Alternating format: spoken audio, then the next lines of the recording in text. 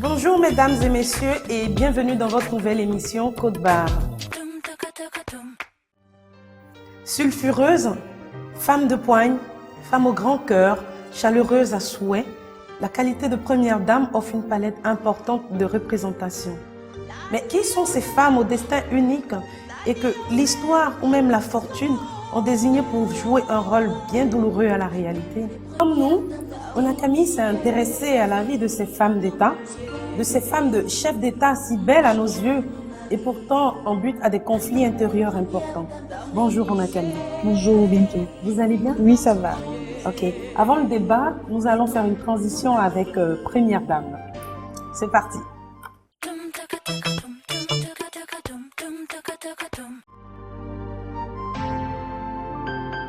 Je suis la première dame qui dame le pion à toutes les dames d'Afrique.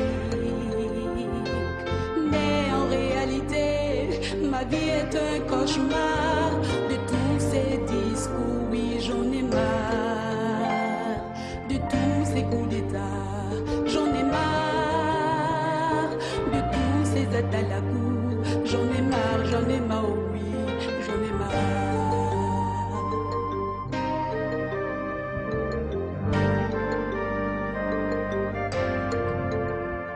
Je sais toutes les vérités, mais je me tais. Je sais tous les coups bas, mais je me tais. Je sais tous les détournements, mais je les tais. Je sais le mal, je sais le bien, mais mon silence est devoir. J'ai mal à mon Afrique, ces hommes africains qui marchent de nos vies. Mais comme vous le voyez, nous ne sommes pas seuls sur le plateau.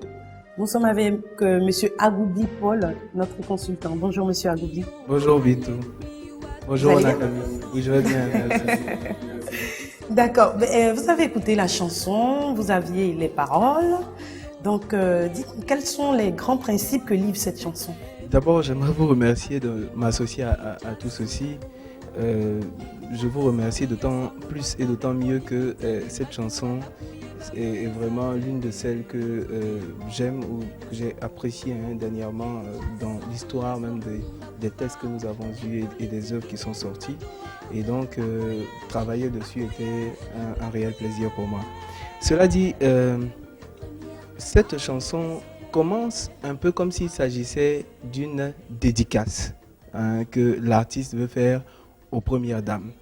Et le prétexte de la dédicace sert les intérêts, je veux dire, de l'exhortation. Donc, elle se sert de cette dédicace pour faire derrière une exhortation aux premières dames pour leur demander justement un certain nombre d'efforts pour faire en sorte que les choses changent en Afrique. Voilà. D'accord. Alors, pourquoi cette chanson, Onakami? Cette chanson parce que je suis femme, je suis mère et je ne sais pas si on a l'habitude de les écouter, si l'homme a l'habitude de s'appuyer sur elle, s'appuyer sur ses points de vue pour prendre des décisions.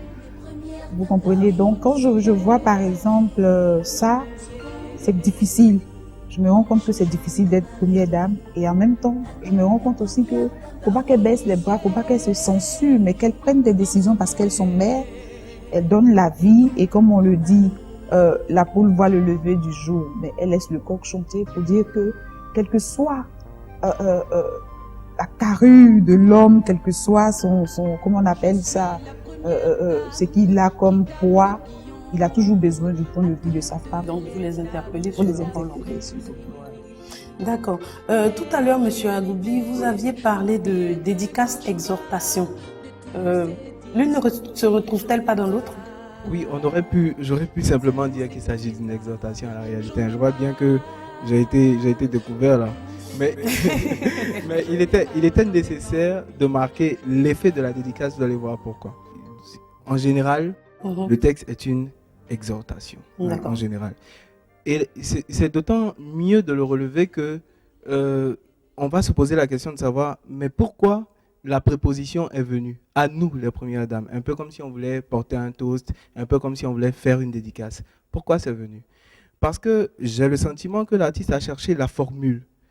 N'oublions pas que nous sommes dans un contexte africain où très vite la censure est venue. Hein. Donc, quelle formule?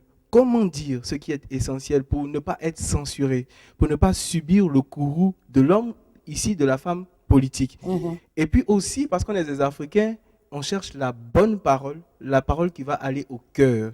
Donc l'artiste s'est concilié avec la femme d'État, la femme du chef d'État. L'artiste s'est concilié avec cette altère, elle s'est réconciliée avec elle. Et donc, elle a trouvé par ce canal le moyen de bien lui parler. Mais à côté de la préposition, il y a aussi tout le mouvement du pronom. Hein, chez nous, en lettres ou en linguistique, on parlerait de shiftérisation, c'est-à-dire le déplacement de la personne à l'intérieur des instances de la narration ou ici de l'élocution. Le jeu est à la fois tu, l'altère, il est à la fois nous, Eblam ou Yedjaso, c'est ça.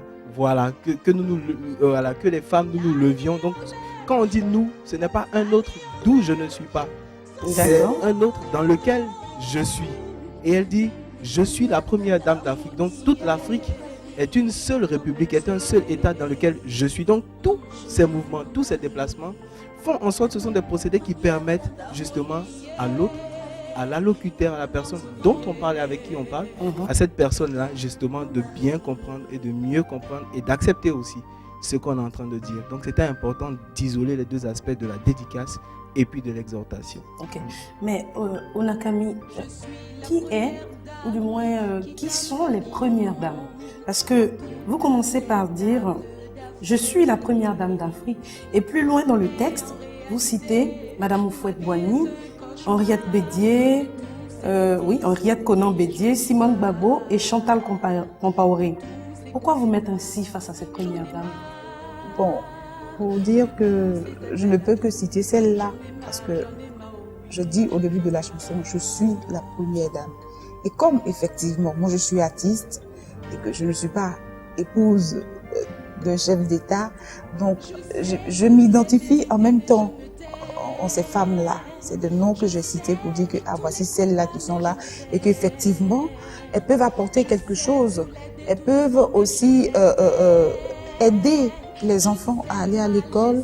Elles peuvent faire de telle sorte que la jeune fille parte à l'école, elle soit vraiment instruite. Elles peuvent aussi, en tant que femme, en tant que mère, comment je peux dire ça, ne pas se censurer, parce que quand on dit on est femme et que bon c'est ton mari qui est le président, tout de suite toi tu es là pour les grandes cérémonies, tu portes le chapeau, tout tu arrives, les fleurs sont là. Non, faut pas seulement qu'elles restent dans ce rôle-là, mais elles ont quelque chose à faire. Moi je les considère comme les mères de la nation, parce qu'on dit le père de la nation, donc elle est la maman. Donc quand elle passe comme ça, qu'elle voit que la rue est un peu sale et qu'il y a des choses qui ne vont pas, il y a les enfants qui sont dans la rue, tout. En tant que mère, en tant qu'épouse, en tant que femme, qu'est-ce qu'elle peut apporter? Et j'insiste là-dessus, faut pas qu'elle se censure parce qu'elles sont mères. Alors, Monsieur Aroubli, à votre avis, il serait juste de dire de cette chanson que éduquer une femme, c'est éduquer une nation?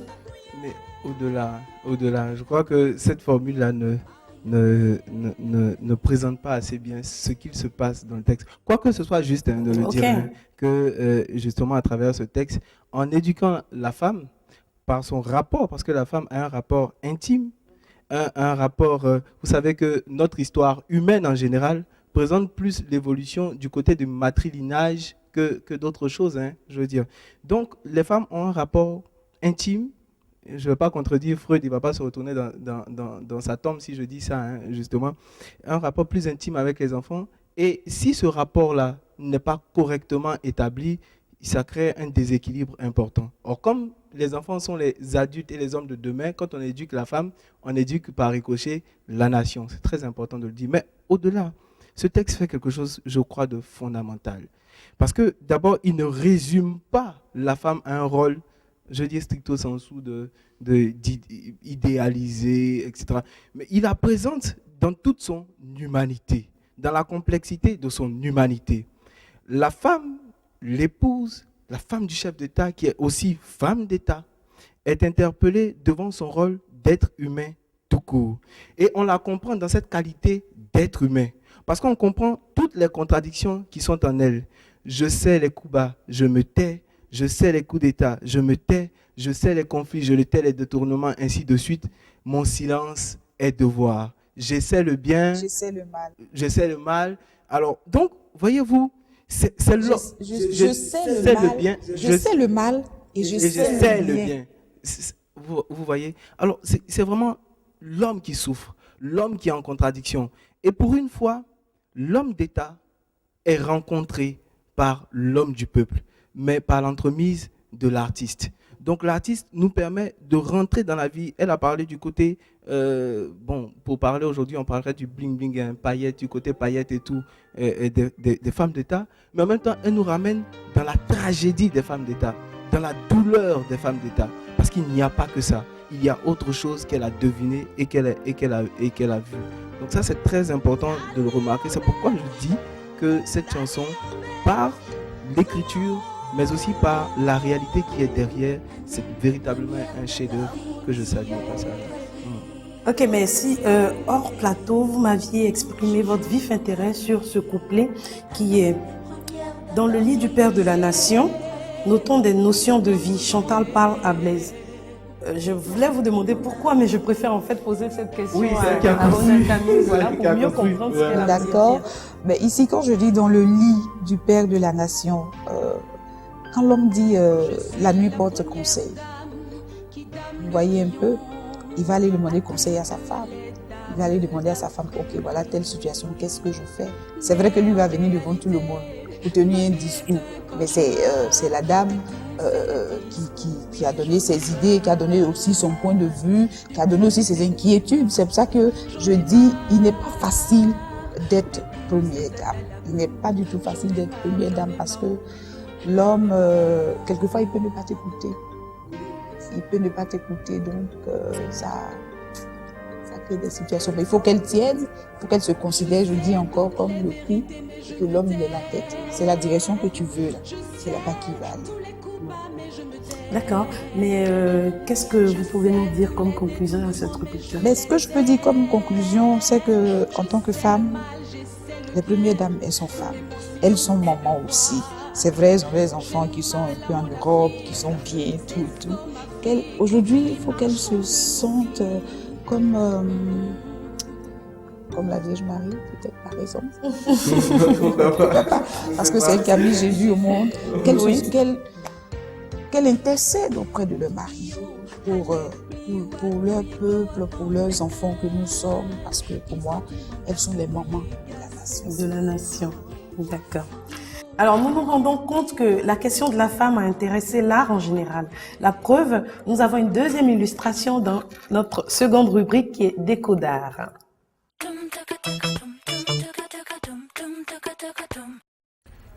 De quoi allons-nous parler dans Déco d'art aujourd'hui? Regardez, mais devinez, de sculpture, voyons. Allez, suivez-moi pour en savoir un peu plus. Alors Sankwam, oui. Bonjour. Bonjour. Tu nous reçois dans ton bel antre. Oui, oui. Sankwam, c'est original comme nom d'artiste, oui, même oui. si. Alors, et si tu te présentais à nos téléspectateurs? Je me nomme Sankwam Kosun Jean-Baptiste. Mon nom d'artiste, c'est Sankwam. Sankwam. Oui. Alors, avec toi, on est vraiment dans l'univers de la femme, dans l'univers féminin. Oui. Je dis, c'est un thème récurrent dans l'art, mais toi, comment tu l'appréhendes, cette thématique-là? À l'école, j'ai été formé par un professeur qui travaillait sur la femme. Oui. Et étant donné que moi, la femme, c'est la seule chose qu'on ne peut pas remplacer dans un foyer, et j'ai décidé de travailler sur ce... Moi, j'ai fait un peu le village et tout, et je suis sensible vraiment à ça, à ce bout de fagot là sur la tête et tout. C'est l'image traditionnelle de la femme africaine. Oui, oui. Oui, c'est ce que tu as voulu présenter Oui, ici. la femme vaillante. Oui, la femme vaillante et qui travaille, qui revient des champs et qui nourrit, etc. Tout ça. Mais le matériau, c'est quoi? C'est du tronc de cocotier. Ouais. Oui, du tronc de cocotier. Mais pourquoi ça et pas de bois ou un autre matériau? Bon, au début, je travaillais de bois. Et arrivé à un certain moment, j'ai vu que le bois était trop utilisé. Et j'ai décidé maintenant de travailler. J'ai décidé de travailler sur le tronc du cocotier pour voir les effets que ça allait donner. Ici, j'ai préféré laisser la matière rugueuse pour qu'on puisse peux voir un peu. Oui, oui, je confirme, au toucher, c'est vraiment... Ici, je vais parler de la dame, une femme. La femme idéale, c'est celle qui a toujours... La femme idéale. Oui, oui. C'est celle qui a toujours la vie de ses enfants, qui pense à ses enfants. En souci. Voilà, le souci de ses enfants. Oui. Et c'est cette idée-là que je veux, en tout cas... Elle est nourricière aussi, on voit on voit cet aspect saillant de la poitrine, n'est-ce pas, de la femme et tout ça. C'est vraiment typiquement africain. Il y a ce rapport-là presque matriciel dans tes œuvres, un peu des instants premiers du rapport à la mère et tout ça. J'ai vu que ma mère ne pouvait pas être remplacée. Par contre, le papa peut être remplacé. Et c'est pourquoi moi j'ai décidé de travailler sur la femme. Sur la femme. Oui, oui. Femme en tant que mère. Mère, oui, oui. Et que représente ces personnages? Ici, je vais parler de la femme. C'est des femmes qui aiment d'autres enfants. Par exemple, tu mets au moins des enfants au monde et tu aimes d'autres. Par contre, tu négliges d'autres. Ici, cet enfant qui est en haut, qui piétine complètement l'autre enfant. Et c'est ce que je ne veux pas que la mère fasse à ses enfants. Elle doit aimer, elle doit avoir tous les enfants et d'être... Voilà. Ce qui me frappe ici, c'est vraiment cette ligne qui sépare, je veux dire, l'œuvre en deux. Pourquoi cette démarcation-là? Ici, je vais parler de la femme, la face cachée de la femme. La femme, elle est belle, charmante, et en tout cas, tout ce qu'on prend pour qualifier une femme. Mais elle a une face cachée. Cette face cachée, l'on ne peut jamais connaître. C'est elle seule qui connaît. Et c'est ce que je voulais exprimer ici. Passons rapidement sur cette pièce et nous irons plus loin. Ici, qu'est-ce que vous avez voulu? Les enfants qui sont agrippés, qui autour de la mère, qui les portent presque tous ensemble. Et ici, je voulais parler de le rêve de la femme. Le rêve d'une femme, c'est de voir ses enfants réunis autour d'elle. Parce que là on ne voit pas forcément le visage. Oui, excusez-moi, on ne voit pas forcément le visage, mais si vous voyez, les traits sont dessinés de sorte qu'il y ait cette forme de je sais pas, d'enjouement sur le visage de la femme. On sent presque cette forme d'espérance sur son visage. Allez-y, vous parliez de... Et donc, ici, je voulais parler de la femme, le rêve de la femme, de voir ses enfants autour d'elle et évoluer. Et c'est pourquoi j'ai mis tous ces enfants. Mais pendant que tous ces enfants sont réunis autour de la mère, en tout cas, il y a d'autres qui souffrent. Vous voyez cet enfant par exemple qui se trouve en bas ici. C'est toujours cette forme d'harmonie. C'est-à-dire que toujours l'enfant qui ne doit pas être maltraité. Celui-là ne doit pas souffrir par rapport aux autres. C'est vraiment dans une forme de contexte africain de la souffrance de l'enfant qui n'appartient pas forcément à la mère légitime, etc. Bon voilà, c'est vraiment ça qui habite chez vous et qui me fascine. Tous ces personnages qui s'imbriquent ici dans cette œuvre, qu'est-ce qu'ils veulent nous dire, tous ces personnages-là? Je vais parler de l'unité. L'unité, ça veut dire même pour soulever un grain de riz, on n'a pas besoin de... On ne peut pas prendre un seul doigt, il faut plusieurs doigts. Et pour évoluer, il faut plusieurs personnes se mettre ensemble pour pouvoir évoluer. Et c'est ce que je voulais faire ressortir ici. Alors, donc on a vu effectivement tous ces pans-là de la mère dans ce rêve, dans cette rêverie même qu'elle porte à ses enfants. C'est vraiment formidable ce que vous nous avez permis de découvrir.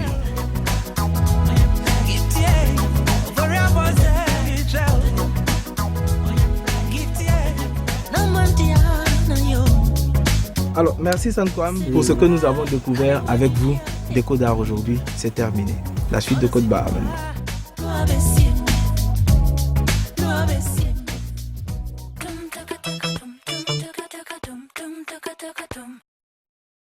Ok, Unakami, alors votre parcours au village qui a dû vous donner plusieurs cordes. Avez-vous fait la peinture, quelque chose comme ça? Bon, pas vraiment, mais un peu, parce que notre maman, elle a tellement de choses que dire que je ne sais pas peindre, bon, ou bien dire que je sais peindre, je ne sais pas. Sinon, je la vois travailler. Et comme ça, une fois, elle m'a dit, OK, voici un tableau, voici les couleurs, essaie de créer quelque chose. Bon, on a essayé un peu, mais elle nous apprend aussi une autre forme de peinture, c'est-à-dire regarder la sculpture et puis commencer à écrire ce qu'on voit, commencer à faire des textes, oui, commencer à faire des textes, tu peux regarder comment on appelle ça, la sculpture qui est là. Et puis, au niveau de sa tête, de ses yeux, qu'est-ce que tu vois, qu'est-ce que tu découvres, qu'est-ce que tu ressens. C'est vraiment beaucoup de choses. Oui, c'est vraiment beaucoup de choses. Donc, bon, un peu de peinture quand même, juste. Et vous, qu'est-ce que vous pensez de la peinture? Oh, mais je ne peux, peut-être par snobisme, je ne peux en penser que du bien. Mais je veux dire, au-delà, je crois que nous avons ici reçu l'exemple d'une belle artiste. Hein. Nous avons reçu une belle artiste. Et si elle est belle sur le faciès, sur le visage, elle est forcément aussi, parce qu'on l'a vu, belle au fond et dans l'âme. Beauté au sens hellénique hein, des anciens Grecs. Je vais vous citer une anecdote que j'ai vue dans mes quelques lectures que j'ai faites. Alcée est un grand poète, hein, n'est-ce pas? Bon, enfin un grand poète de l'époque hellénique hein, des anciens de l'Antiquité. Et il veut dire ces phrases à Sappho de Lesbos, hein, grande poétesse aussi, hein, qu'on a considérée comme la 10e muse. Et il lui dit, Sappho, j'ai bien quelque chose à vous dire, oui, mais la honte m'en empêche. Et Sappho lui répond, si tu avais que le bien à me dire, et si dans ta bouche n'était que le bien et le beau seul, tu n'aurais pas de honte dans ta bouche, et franchement, tu dirais ta pensée. Donc la beauté est forcément affaire de bien, hein, forcément. Donc c'est au sens de cette beauté-là que je parlais. Donc nous avons reçu une belle artiste et son rapport avec la peinture l'illustre assez bien. Ah d'accord, donc on a passé un agréable moment, je suppose. Oui, pour moi en tout cas. Ouais. Pour moi aussi. Moi, en tout cas, ça a été un réel plaisir pour moi de vous avoir reçu ici. Alors, chers téléspectateurs, nous avons eu beaucoup de plaisir à vous présenter cette émission. À très bientôt et surtout, mesdames, restez toujours les premières dames.